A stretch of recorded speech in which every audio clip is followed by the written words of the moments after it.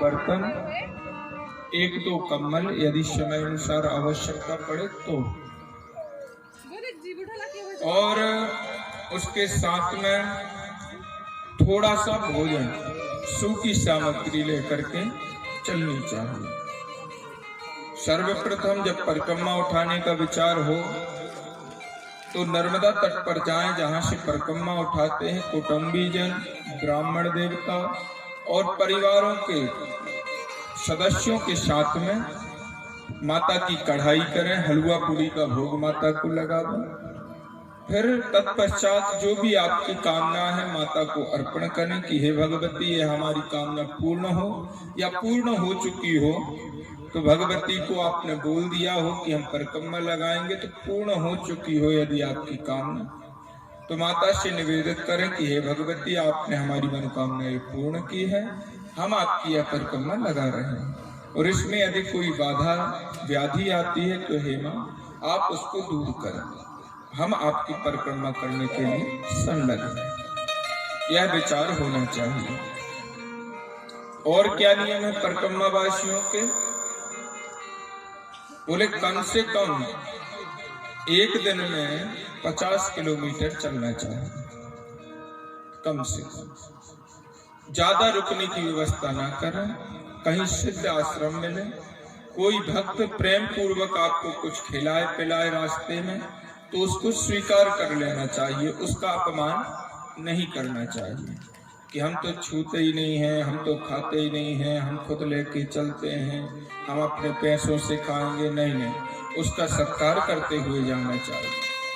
हाँ, लेकिन एक बात है, किसी से जोर जबरदस्ती करके नहीं खाना चाहिए और ना ही कुछ उससे लेना चाहिए। इससे आपकी परिक्रमा का फल नष्ट होता है।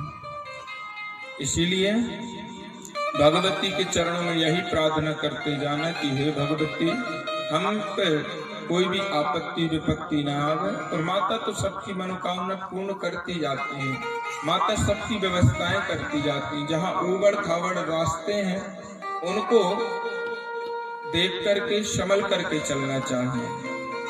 यदि रात्रि हो जाए तो ज्यादा घने जंगलों में से ना जाया जाए, रात्रि भर विश्राम किया जाए। कोई भी देव नदी यदि पड़ती है तो उसे लांघना नहीं चाहिए, चाहे वो कोई भी नदी हो। यदि देव नदी प्रसिद्ध है तो उसको लांघ करके नहीं जाना चाहिए। ये नियम बताए गए।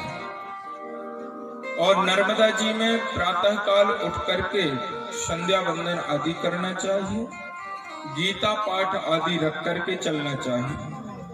भागवत, राम कथा, रामायण, भजन, कीर्तन, पुस्तक, ये सब इनकी व्यवस्था होनी चाहिए। हो सके तो नर्मदा जी की एक मूर्ति ले जानी चाहिए साथ में, उसका रास्ते में पूजन करते जाना चाहिए। जहां भी आप रुकें तो किसी को दुख ना पहुंचावे, अपने दाढ़ी, बाल, मूछ, नाखून आदि ना कटवावे। जब आपकी परिक्रमा पूर्ण हो जाए, जहां से आपने उठाई है वहीं पर आप पहुंचे, तो फिर एक कढ़ाई कर वहां भोग भंडारा बनवावे, फिर उसके बाद में जल चढ़ाने के लिए जाते भोलेनाथ को। इस प्रकार से परिक्रमा पूर्ण होनी चाहिए।